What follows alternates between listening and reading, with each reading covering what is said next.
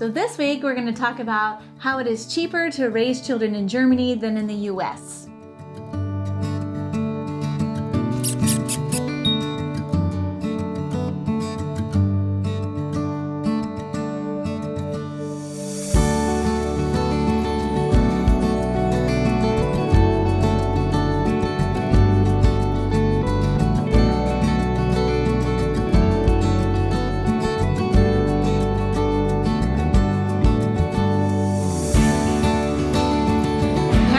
Welcome back to our channel. We're back, same clothes, for part 2 of our Raising Children in Germany series. So last week we talked about why Germany is more welcoming for families and children than we felt in many ways in America.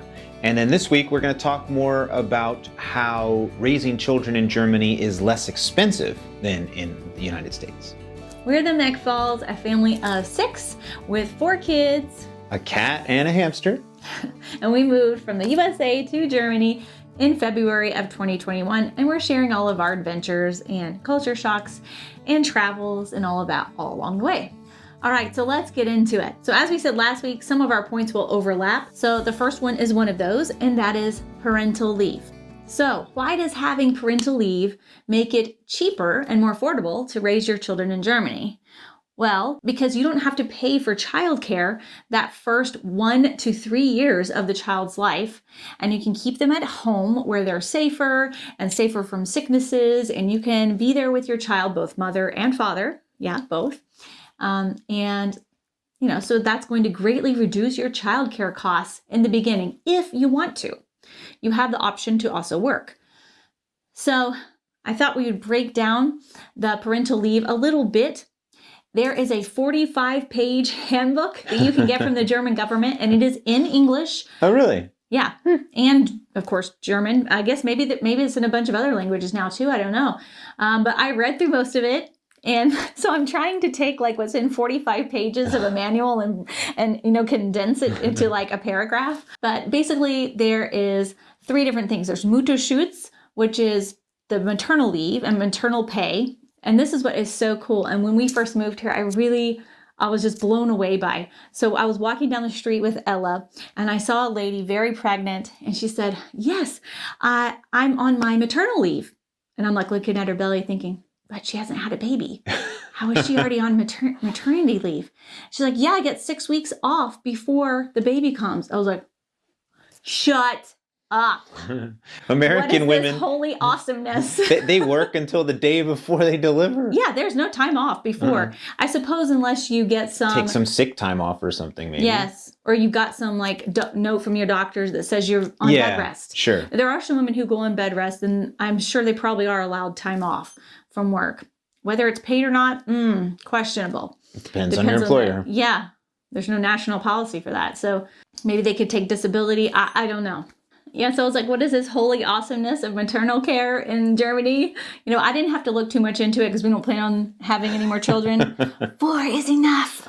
It's plenty. Yes, I know. Anyway, that got me looking into it. So in Germany, the Mutterschutz is you can have 6 weeks before the baby's born and 8 weeks after. Your job is guaranteed during that time, those 14 weeks. You have guaranteed pay, and you cannot be fired during that time. You also get full pay during that time, okay, not reduced pay. And then the next step is Elternzeit, which is parental leave, which you can take for the first year of the child's life. And that can be the mother and father can do it. You can split it up however you want, but you get 65% of your full salary, and you're only allowed to work 32 hours per week or less. It's supposed to be part-time work. So the idea is that you're not trying to work full-time and get money from the government, right? That's not fair. So work part-time, take care of your child. So the mother can be working part-time if she wants after those 8 weeks. Some moms really want to go back to work. The father can stay home. I know. And if you look in the handbooks, which I will link in the description box below, it gives you all kinds of different scenarios of how you could break up your time between the mother and the father, or whoever's taking care of the baby. The 2 people taking care of the baby, it doesn't matter who it is.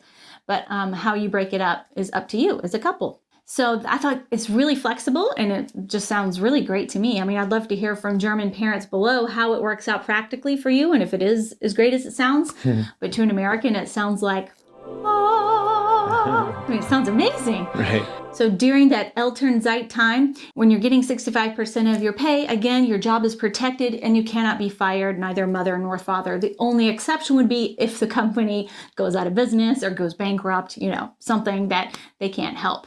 But then you'll still get financial support from the German government as an unemployed person. So then there's Elterngeld, which is the money that you get. So the Elternzeit is not considered paid parental leave. The Elterngeld is the parent money, Elterngeld. And you can get that from the 8 weeks after maternity leave through 3 years. And like I said, the first year of the child's life, it's 65% of the salary. And then the second year, it's 65% and then half of that, which Kevin was about a third. It's about a third. A third of your salary. I mean, obviously that is significantly less than what you were used to making before. So that's why you're allowed to continue working part-time. So you can still get your income supplemented if you want to keep working. But you're also getting Kindergeld, which we'll talk about in a later point. So you are getting even more money than just the Elterngeld. You're getting Kindergeld. And the only people who are exempt from this are top earners. So a single person who is earning 250,000 euros a year or more, or couples that together earn 300,000 a year or more. So there are different stipulations, and you can refer to the handbook if you want it all broken down. So depending on your income and then what age the child is, you can get anywhere from 300 euros a month to 1,800 euros a month. Plus, if you're working part-time, that income as well, right? Plus Kindergeld. So it sounds like a little, but really it's more than what it is. Put everything together. Yeah. So it sounds like a salary you could still live on, but it would probably still be less, I would imagine, than what you're used to. And there's even something else you should look into, which is called the Geschwister bonus, which is a sibling bonus. And if you've got more than one child in the home, ages 3 and under, you get even more money because they consider that to be even a greater burden. Which, we had that. We can attest. It is a major freaking burden. It was good, though. It's nice to have kids closer together because they have each other to play with. But it is absolutely freaking hard on the mom's body and then the mother and father's sleep schedules. And, oh, wow, it's a lot. Yes. So it's awesome that Germany recognizes that is a very intense and tough time of your life. And they give you even extra support during that time. I mean, awesome. Great. So Elterngeld also applies to families who are adopting and families who take in foster children, but you would get your money through the Youth Welfare Office and not from Elterngeld. So it's a little bit different, but still, you're still going to get the same benefits and same support. So that's really awesome that those things are recognized as well as they should be.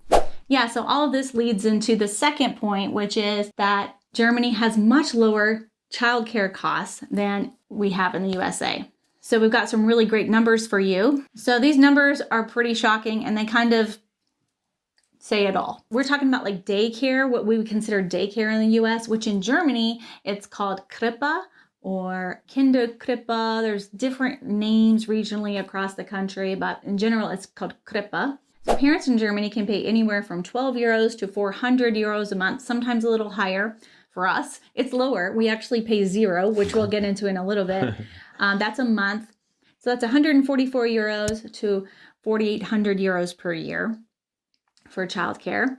So the average German actually just pays 169 euros a month, which is 2,208 euros per year. For an American, that's incredibly affordable. Yeah. Okay, now this is a bit complicated here in Germany, and lower income families may say, hey, childcare is still not affordable for us. Wealthy families pay a lower percentage of their income in childcare. At around 5% of their income is spent on childcare. And for lower income families, they pay 9.8% on average of their income on childcare. So that's a huge difference and obviously not equitable. So Germany has some room for improvement there to close that gap. And additionally, families, and we've experienced this, have to pay for meals. You have to pay for the food. Sometimes you have to contribute different things to the classroom. If your child wants to have a birthday, obviously just because you might have less money than another family, you don't want your child to suffer and you want them to go to school with some cake and things. And it's going to be harder for a poorer family to do that and embarrassing if you can't. So those things are paid out of pocket. So there's things like that where the system could maybe use some improvement. But of course, we're not speaking from experience. So we'd love to hear from you guys in the comments below if you know people or how it's been for you. But since the scope of this video is comparing the cost of Germany versus the USA, we won't get into too much detail on all of that. But anyway, that's the basic gist, that it is complicated here. So as we were saying, Germans pay somewhere between 5 and 10% approximately of their income for childcare. You look at that in the United States, and it's quite a lot different. For couples, it's about 25% of their income, which is a big, I mean, that's a quarter. That's 1/4 of your. But then if you're a single parent, it can be as much as 53% of your salary. So I mean, that's half of your money's going. It's like, what's the point of working if all my money's going to get eaten up and sending my kids to being taken care of? So. Awful. that 9% or 10% sounds high in Germany, but man, it's way better than what you'd be facing in America. So now you guys know how good you have it here. So then the actual cost in the US for the average family is about $900 a month, which adds up to about $9,500 a year, which is actually more than the average cost of in-state college tuition. So yes, to get help in raising your child and send them to childcare in the US. It's like sending them to college. It's like sending them to college and they're a baby. Let's compare those numbers one more time side by side. In Germany, the average cost of childcare is from 12 euros a month to 144 euros a month. In the US, it is an average of $800 a month. So yeah, big difference. Now, if you compare Germany's childcare costs to that of other Western European countries, they actually charge a lot more than, say, Denmark and Norway and Finland and Sweden.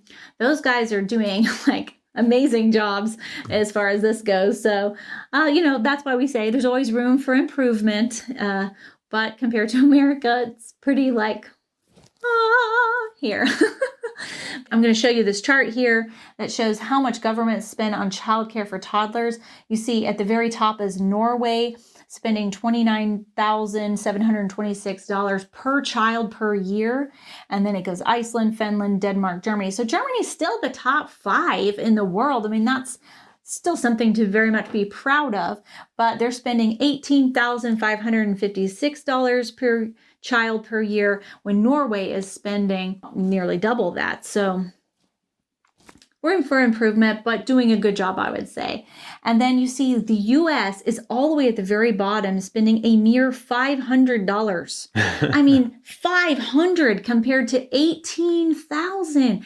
That is a bleak comparison. It's really just sad. And you can see the problems that arise culturally because of this. Families are not supported in America when children are young.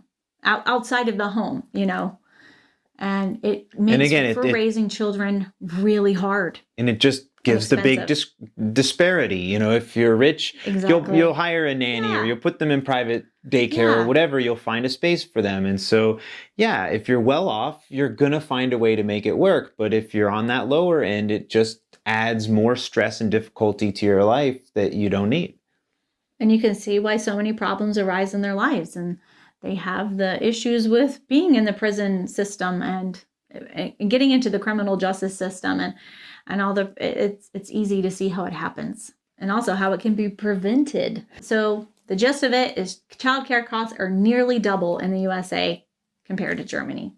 Yes, and why is it cheaper in Germany? Well, it is heavily subsidized. The childcare is subsidized by the German government. There are private kindergartens, like there's Waldkindergarten, which is a forest kindergarten. There's Waldorf kindergartens, where it's a Waldorf school. There's Montessori's. So you can get private kitas and private, ours is a private Catholic church one, and it's heavily subsidized also by the Catholic Church. So that's probably why I think our fees are literally zero. We do not pay anything to send Ella to kindergarten. And it's fantastic. But I think it's because it's subsidized by both the German government and the Catholic Church. I'm not 100% sure, but that's my thought. It sounds bleak, and there is a big difference between Germany and USA, but there are programs, there are states that are trying to make it better. There are places where you can get free state-sponsored preschool, which is essentially childcare. I'm not sure of all of the different rules since we never took advantage of that. But even in Georgia, which is a reasonably conservative state, they had programs like that Fiscally. that were, they had free programs. But it was only for ages 4 to 5, Okay. as far as I know. Okay, so it wasn't for the younger kids. Yeah, it was for the year before they go to school, and they I could see. go to basically preschool, but it's all day long, and they're being watched, all day long, so the parents can work. Now I'm forgetting the name of it, but yeah, there is that program, and it's chosen by lottery for people like us. Now, maybe low-income people get a spot automatically. I sure hope they do. Yeah. Because it is free for everyone. Yeah. So there are some programs, but they can be hard to get in. That depends on where you live, and so it's a little bit spotty, but there's some progress in that area in America. Yeah. And in our experience, we had 2 of our kids who went to a church-sponsored preschool, and they went from 9 in the morning till 12 or 12:30 in the afternoon. As a mom, I barely had any time to work. So it really it's not enough time for a mother to work at all, or any parent to work. So it's not as if you're getting childcare. It's just preschool. They're learning basic skills that they need for elementary school. So cutting and pasting and drawing and learning letters and numbers and all that. It's not meant to be childcare. It's meant to be school. Right. So it's 9 to 12, and we paid about $200 to $250 a month for that. So I didn't feel that it was super expensive. It was subsidized by the church itself, so the cost was lower than you would pay at another private preschool. And then we put Ella in daycare so that I could work more. It was the first time I had any of my children in daycare because, I don't know, I'd always heard bad kind of stories from it. That it was really hard to take your kids. So many mothers miss their kids while they're in daycare, and that childcare is so expensive that it's hardly even worth it for the mother to work in the U.S., which is absolutely true. There's many moms who will quit their jobs completely because childcare costs more than their own salaries. Why would I even send my child to daycare? Except for the mother's own sanity or to further your own career. But it's really hard to leave your child before they are a year old, which is why Germany's Elternzeit program is so wonderful because, as we said in the last video, the infant and maternal mortality rates greatly lower with every single month longer that the child stays home and is, cared for by its parents or people that love and are invested in the child. Yeah, so back to the daycare that we put Ella in, we were paying $800 a month to send her. How many hours a day was that? She was going 3 days a week it was on the clock, I think, from 8 to 3. Okay. 3 days a week. 8 to 3, 3 days a week, $800 a month. Which was a good price. It was a very reasonable price in the U.S. We were not upset about that as expensive I thought, as it was. This is a good price. Not bad. Yeah. And then as soon as we moved to Germany, that cost went away completely. So we're saving $800 a month. Plus we're getting, which our next point is going to cover, Kindergeld. And as I was doing my research for this video, I found Annie's video, which is America's Got Germans. She is a German who moved from Cologne and now lives in Massachusetts. You should go watch her video, which I'm going to link in the description box below. And she tells you how much she was quoted at several different preschools in Massachusetts for her children. I mean, it is shocking. Shocking. So the third way Germany is cheaper for raising children is the Kindergeld, which is a quite amazing thing. It's just so cool that they support, everyone that has children. And, for us with 4 kids, I mean, that's a pretty big bump we get every month. So it's great. So the Kindergeld is a monthly payment that the government makes to every family that has a child. And the amount is, based on the number of children that you have. The first and second child get 219 euros a month.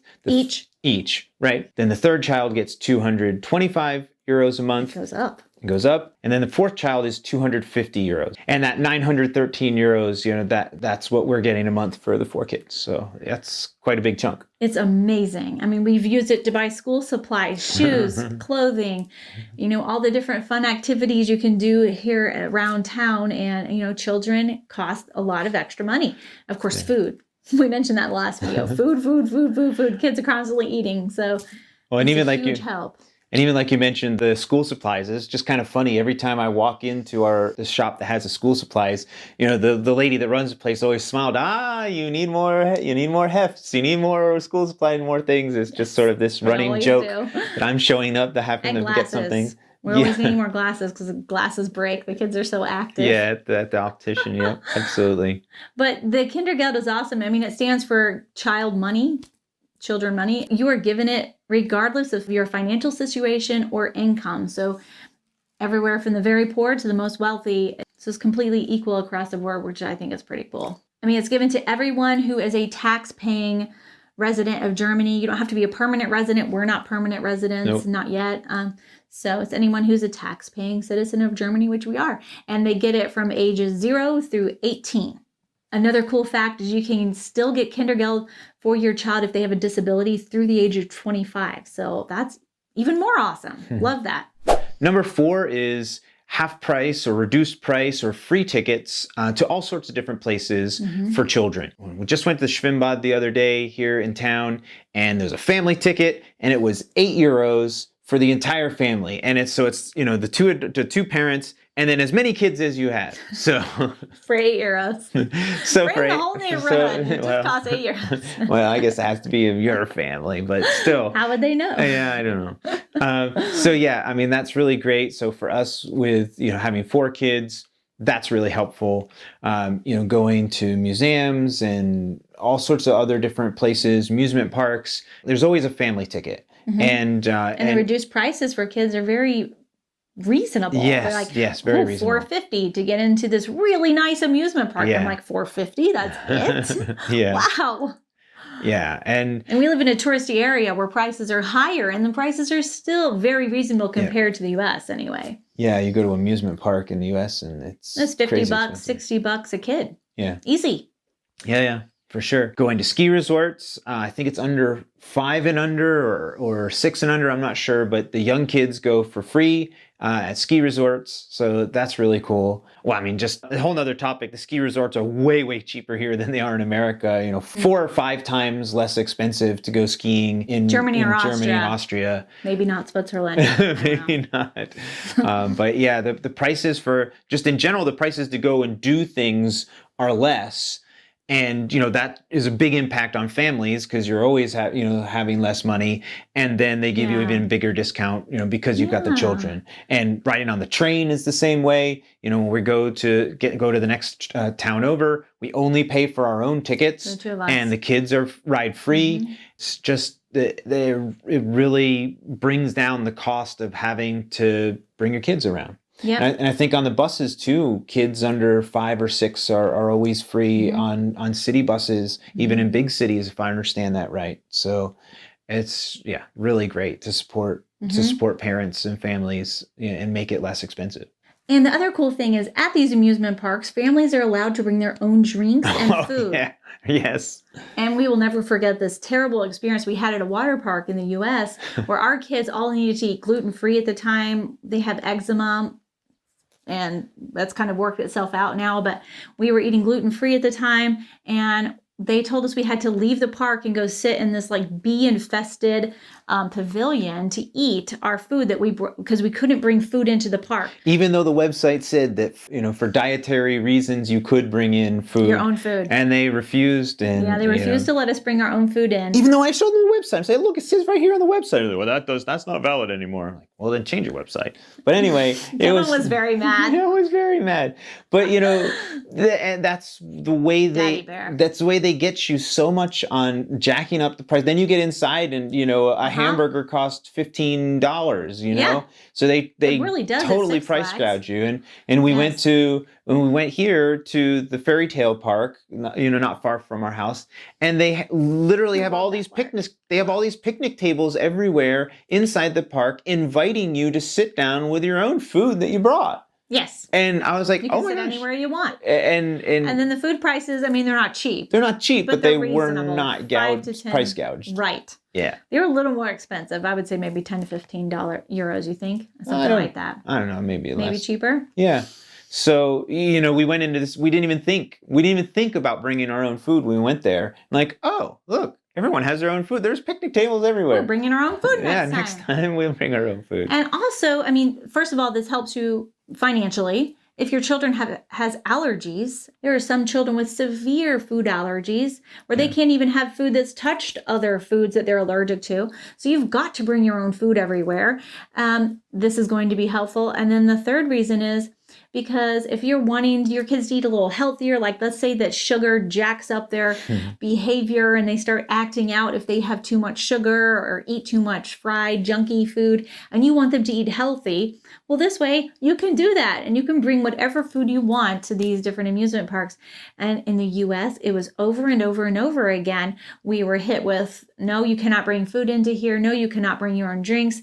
And it's total price gouging. And really, I think there should be regulations against it because it's cruel. It's taking advantage of people while they're having fun and doing something and then jacking the price up. I mean, that's price gouging. And it, in my opinion, should be illegal. It's not right. Then the fifth and last point is the price of going to college, which is just there's like no comparison. Yeah, it's just, you can't even compare. It's like free. 0 versus infinity. Yeah, exactly. Free and 2 million. So Sarah mentioned earlier about how the daycare costs could be more than the in-state college tuition. And I mean, you could do a whole video on the costs of college in America, but in general, you've got institutions that are actually subsidized by your state government. And those are the cheapest ones. And then there's private ones that are a lot more. And as she mentioned, somewhere around $10,000. Starting price. Yeah, the $10,000, for a state institution, that would get you just your instructional costs. That's not cost of living. That's true. That's just, that's not books either. And a lot of times your book costs can be $300, $300 to $400, $500 per semester. So it could be as much as $1,000 per year for your books on top of that. Okay. And then that doesn't even include, your cost of living. And, many colleges, so some colleges, if you go locally, you can live at home. It's not as common in America to live at home. Most people go away to college if they can. In America, colleges are always trying to outdo each other in terms of recruiting the best students. Yes. And so they have to give the best amenities. And, part of the reason that college tuition is so high, tuition and fees are so high, is because you have state-of-the-art gymnasiums and workout rooms and all this equipment and all these, food courts with all these fancy foods and everything. And, when I went to college, mostly junk food, by the way, fast food. And when I went to college, you were in a small room, probably about the size of this room, maybe a little smaller. Yeah, back when dinosaurs walked the earth, and I shared that room with the person. There was a sink in the room, and you shared that room with another person, and then there was on the hallway there was a shared bathroom, which got really disgusting in a hall full of guys. Indeed. Oh my gosh, so gross. So that's the way it used to be, but now, people are expecting to be like Entire going to a resort. They expect to live in a resort when they go to college. Yeah. And unfortunately, you don't have the choice. If you want to choose a less expensive, those options don't even exist anymore. You'd have to get an apartment off campus. But even that, even those are but that's expensive. A private one. That's going to still be expensive. So, you're not getting a student cost of living. You're getting a normal professional cost of living as if you have a job or something. And a really nice job. So I mean, food and apartment and the tuition, I mean, we're talking usually it's around $30,000 a year, for an inexpensive place. Okay. Oh, yeah. And it's crazy. And here, as an example, we don't have our kids in college yet. Here in Germany, but essentially there's maybe some small amount of fees in the range of hundreds of euros perhaps per year. I had a program actually with Siegen University when I was in America, and I sent my student to come and stay, and they said that they would need 500 euros a month for everything. So, maybe 5 to 1,000 euros a month. Depending on the city. Depending on the city and where it is. Yeah. So that's, between, over 10 months, that's, 5 to to, 5,000 to 10,000 euros, for your entire school year.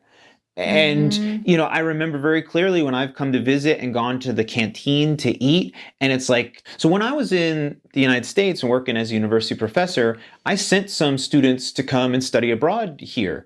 And to Germany. To Germany, yeah. Had University of Siegen and some other places.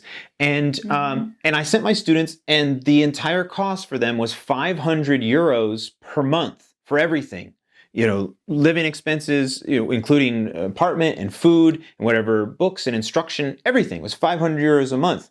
I mean, you're probably not going to get 500 euros a month just for your apartment as a student in America. Yes. So it's absolutely, total night and day. I remember when I've come to visit, German universities and gone to the canteen to eat lunch, it's like €2.50 or something like that for a hot meal, a nice hot meal in the canteen. I mean, you just can't compare. When our kids were first born, the first thing we're thinking about, we opened a college savings account and we're putting money into that every month from the day they were born. And we still felt like we were never going to save enough for them to be able to grow. And they're going to have to take out loans and end up with student loans. And that's one of the reasons we moved here. But we started to realize that, Kevin had a great job, a great career, but it wasn't super high paying at the time. Very respectable work, it's a wonderful job that you don't want to have to change to something else and be working corporate hours and long hours and change to a different career. However, we knew that with his salary that we would barely be able to send our kids to college, if at all. And they were going to have to go definitely need to take loans. They're going to definitely go into massive debt to go to college. And that my really job upset us. My job was higher paying than probably 80% of the population in America. And we still didn't feel like we could provide for our children, Yeah, it's really sad. And when most jobs are requiring a college education, a college degree, and for it not to be affordable, this puts lower income families, not even low income, we're talking middle class families and low income families at a huge disadvantage. And it's becoming, the gap in the US has been widening for decades, but it's getting really wide now. Yeah. And when we see, when we hear about Germany and it's like free college education, even for international students coming to stay just for 4 years. Which is quite amazing. I'm actually surprised about that. Yeah, right. You guys could charge. But I guess they consider that they're keeping the talent here. And a lot of them do. The thought that, that a lot of them end up staying and contributing to Germany, which is great. With the low birth rates here in Germany, they need that. They need extra workers and labor. There's that labor shortage here. So, so it's very appealing that we literally now don't have, unless we go back to the U.S., don't have to save for college. It's oh my God, there's huge. I mean, this whole video could be based on that one point alone because this saves families massive, big dollars, massive. So somehow, guys, we completely forgot about the very important subject of healthcare. I'm going to chalk it up to the fact that Kevin and I have both been under a lot of stress with trying to help the Ukrainian family find housing, but things are better now. So anyway, here's the lowdown on healthcare. And I'm going to break it down really fast since we didn't already record this. In this article from CNBC, it says, in 2017, healthcare spending in the U.S. came to $10,207 per capita. Germany, on the other hand, spent $5,848 on healthcare for each of its citizens. Despite spending less per capita, Germany still manages to cover 100% of its population. In the United States, about 8.8% of the population remains uninsured, which equates to 28 million people. Even more people are underinsured. So lastly, the average American pays $1,752 a month for healthcare. For German families, it's less than half at 750 euros a month. And the cost and services on the German plan are excellent. It's the same as if you have very good and expensive coverage in the US. But here's the catcher. It's for absolutely everyone, not just for Germans who work for very good companies and have very good jobs. Much more fair and equitable. But for the purposes of this video, we were just trying to explore if German families are paying less than American families, and indeed they are. They are paying less than half. So there you go. All right, guys, so thanks so much for watching. We hope you enjoyed this video, and if you didn't catch the first one, it'll be in the description box below. All of the sources for what we've mentioned, all the numbers, they'll be in the description box below so you can see. And we hope you enjoyed this video, and we will see you again next week. All right, thanks, guys. Cheers. Cheers.